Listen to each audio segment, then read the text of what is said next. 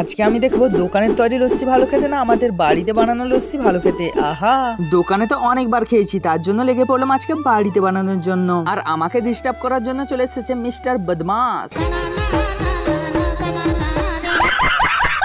বদমাসের বদমাসি শেষ হওয়ার পর শুরু হলো আমার নারকেল ছাড়ানো পরীক্ষা।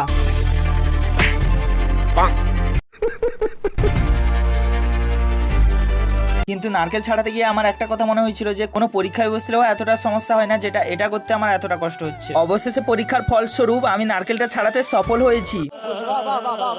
আর এদিকে লস্যি বানানোর জন্য আমি পুরোপুরি মিক্সি নিয়ে প্রস্তুত হয়ে গেছি। আর এদিকেও প্রায় বড় মামের কলা ছাড়ানো কমপ্লিট। আর এখানে দুই ভাই তাদের নিজেদের মতন বেশ আনন্দ করছিল। আর আমরা ডিপ ফ্রিজে বোতলের মধ্যে বরফ জমিয়েছিলাম, সেটা এখানে ভাঙা চলছে। আর সবকিছু মিক্সিতে দিয়ে করলাম মিক্সি স্টার্ট। এখন আমাদের লস্যি বানানো কমপ্লিট। তো চলো এখন সবাই মিলে টেস্ট করি। আর দোকানে থেকে আমাদের লস্যিটা অনেক ভালো হয়েছে। আর লস্যি বানাতে গিয়ে সবাই মিলে খুব মজা করেছি। তো আজকের মতন টাটা, বাই।